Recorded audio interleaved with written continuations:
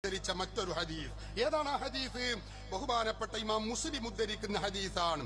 അൻ അബുൽ ഹയ്യാജിൽ അസദി, അബുൽ ഹയ്യാജിൽ അസദി റളിയല്ലാഹു അൻഹു പറയുന്നു, ഖാല ലി അലിയുൻ, അലി റളിയല്ലാഹു അൻഹു എന്നോട് പറഞ്ഞു. എന്താ പറഞ്ഞത്? അലാ അബ്അസുക അലാ മാ ബഅസനി റസൂലുള്ളാഹി സ്വല്ലല്ലാഹു അലൈഹി വസല്ലം, അല്ലാഹുവിന്റെ റസൂൽ എന്നെ പറഞ്ഞയച്ച കാര്യം, അതിന്റെ പേരിൽ ഞാൻ നിങ്ങളെയും പറഞ്ഞയക്കുകയാണ്. അലി റളിയല്ലാഹു അൻഹു അബുൽ ഹയ്യാജിനോട് പറയുകയാണ്, റസൂലുള്ളാഹി എന്നെ നിയോഗിച്ച കാര്യത്തിന് ഞാൻ നിങ്ങളെ നിയോഗിക്കുകയാണ്. എന്താണ് ആ കാര്യം? അല്ലാ തദഅ തിംസാലൻ ഇല്ലാ തമസ്തഹു വലാ ഖബറൻ മുശ്രിഫൻ ഇല്ലാ സവൈതഹു. ആരാധനാ കേന്ദ്രമായി നിലനിൽക്കുന്ന ബിംബങ്ങൾ അല്ലെങ്കിൽ ചിത്രപ്പണികളുള്ള ആ പ്രതിഷ്ഠകൾ, അതിനെ നിങ്ങൾ നിരപ്പാക്കണം. ഉയർന്നു നിൽക്കുന്ന ഖബറുകളെ ഭൂമിയോട് സമപ്പെടുത്തുകയും ചെയ്യണം. ഒരർത്ഥമാണ് അതിൻ്റെത്. ഏതാവട്ടെ, മുജാഹിദുകൾ ഈ ഹദീസ് ഉദ്ധരിച്ചുകൊണ്ട് അവർ പറയുന്നു, അതുകൊണ്ട് റസൂലുള്ളാഹി തങ്ങളുടെ കൽപ്പനയാണ്, ഉയർന്നു നിൽക്കുന്ന സകല കുബ്ബകളും സകല ഖബറുകളും അടിച്ചു പൊളിച്ച് നിരപ്പാക്കണം. സഹീഹ് മുസ്ലിമിന്റെ ഹദീസാണ്, റസൂലുള്ളാഹി പഠിപ്പിച്ചതാണ്, അതാണ് ഞങ്ങൾ പറയുന്നത് എന്ന് ആവേശത്തോടെ മുജാഹിദുകൾ എല്ലായിടത്തും പറയുന്നത് കാണാൻ കഴിയും. സാധുക്കൾ എന്താണ് ഈ പറയുന്നത് എന്ന് ചിന്തിക്കാറുണ്ടോ? പ്രിയപ്പെട്ടവരെ, റസൂലുള്ളാഹി സ്വല്ലല്ലാഹു അലൈഹി വസല്ലമ തങ്ങൾ മക്ക ഫത്ഹാകുന്നതിനോടനുബന്ധിച്ചാണ് ഈ പ്രഖ്യാപനം നടത്തിയത് എന്ന് മുജാഹിദുകൾ തന്നെ പറയുന്നത് നമുക്ക് കേൾക്കാൻ കഴിയും. ആ സന്ദർഭത്തിൽ അള്ളാഹുവിന്റെ റസൂല് പറയുന്നത് എന്താ? അവിടെ ഉയർന്നു നിൽക്കുന്ന ആ ഖബറുകളൊക്കെ ഭൂമിയോട് നിരപ്പാക്കണം. അപ്പൊ ആരുടെ ഖബറാത്? മക്ക ഫത്ഹാകുന്ന സന്ദർഭത്തിൽ അവിടെ മഹാത്മാക്കളായ അമ്പിയാക്കളോ അല്ലെങ്കിൽ അവിടെയുള്ള സഹാബികളായ മഹത്തുക്കളുടെയോ ഖബറുകളെ സ്വഹാബികളോ അള്ളാഹുവിന്റെ റസൂലോ കെട്ടി ഉയർത്തുകയോ കുബ്ബയുണ്ടാക്കുകയോ ജാറമുണ്ടാക്കുകയോ ചെയ്തിട്ടുണ്ടോ? ഇല്ലല്ലോ. എല്ലാവർക്കും അറിയുന്ന കാര്യമാണത്. അപ്പൊ അവിടെ നിരപ്പാക്കണമെന്ന് പറയുന്നത് എന്താണ്? ആരുടെ ഖബറാ? അത് മുശ്രിക്കുകളായ ആളുകളുടെ ഖബറുകളാണ്. ആരാധനാ കേന്ദ്രങ്ങളാക്കി മാറ്റിയിരുന്ന, അതേ സുജൂദിന്റെ കേന്ദ്രങ്ങളോ അല്ലെങ്കിൽ ഇബാദത്തിന്റെ കേന്ദ്രങ്ങളോ ആക്കി മാറ്റിയിരുന്ന ആ മുശ്രിക്കുകളുടെ ഖബറുകൾ, അതിനെ കുറിച്ചാണ് പറയുന്നത്. ആ ഖബറുകൾ ഭൂമിയോട് നിരപ്പാക്കണം.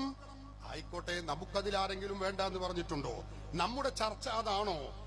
അമുസ്ലിമീങ്ങളുടെ മുശ്രിക്കുകളുടെ ഖബർ ഉയർത്തുന്നതിനെ കുറിച്ചാണോ നമ്മുടെ ചർച്ച? എന്താണ് ഈ പറയുന്നത്?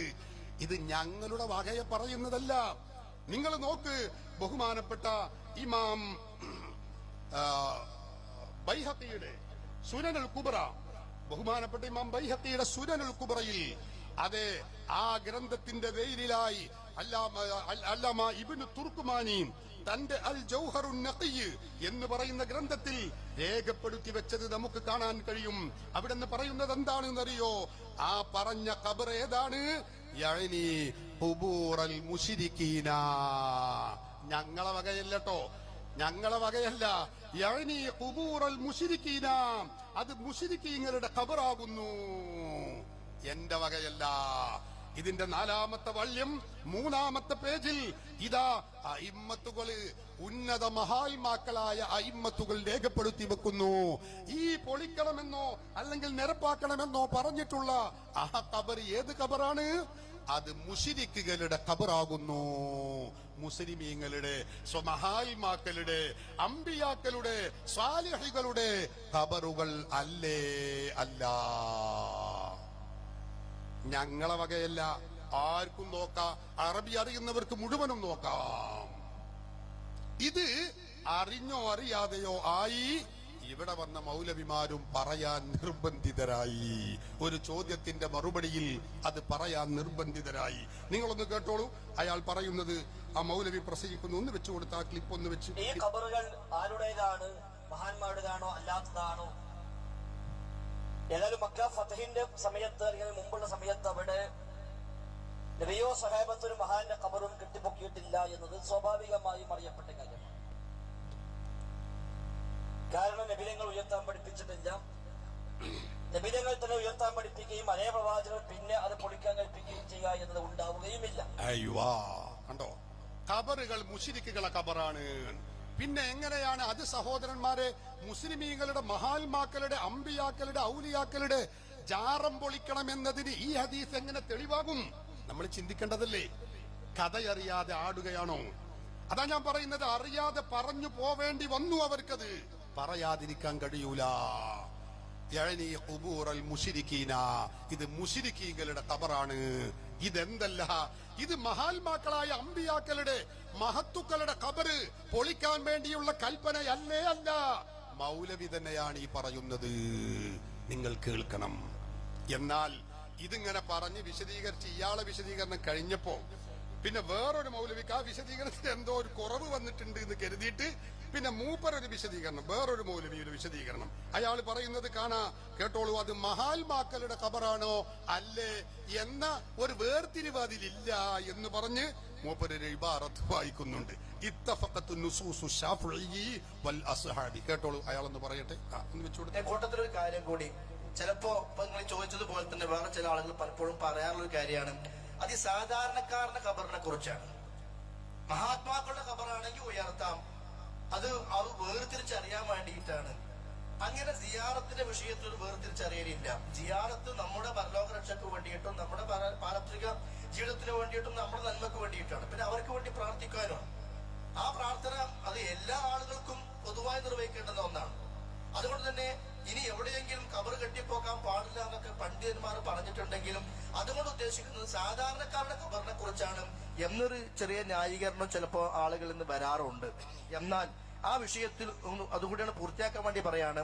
ഇമാം നവവി റഹ്മത്തുള്ളാഹി അലൈഹി പറയുന്നു, ഇത്തഫഖത്ത് നുസൂസു ശാഫിഈ വൽ അസ്ഹാബി അലാ കറാഹത്തി ബിനാഇ മസ്ജിദിൻ അലൽ ഖബരി സവാഅൻ കാനൽ മയ്യിത്തു മശ്ഹൂറൻ ബിസ്സലാഹി ഔ ഗൈരിഹി.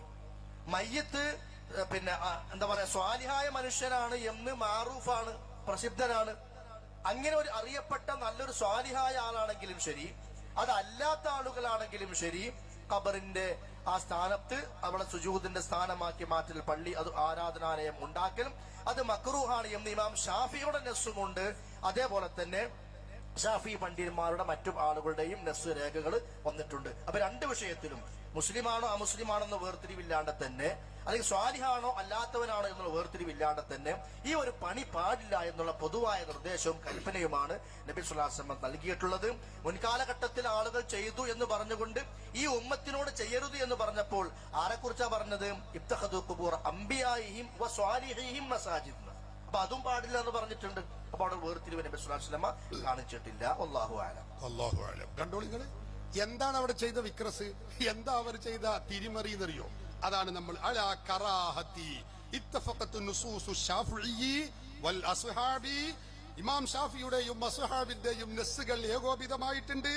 അലാ കറാഹത്തി ബിനാഇൽ മസ്ജിദി, മസ്ജിദ് പള്ളി സുജൂദിന്റെ കേന്ദ്രം ഉണ്ടാക്കാൻ പാടില്ല. അലൽ ഖബരി, ഖബറിന്റെ മുകളിൽ. സവാഉൻ കാനൽ മയ്യിത്തു മശ്ഹൂറൻ ബിസ്സലാഹി ഔ ഗൈരിഹി. അതായത് മയ്യത്ത് സ്വാലിഹാവട്ടെ അല്ലാത്തവരാവട്ടെ അവരുടെ ഖബറിന്റെ പേരിൽ സുജൂദ് ചെയ്യുന്ന കേന്ദ്രമാക്കുക, മസ്ജിദാക്കുക, അത് പാടില്ല.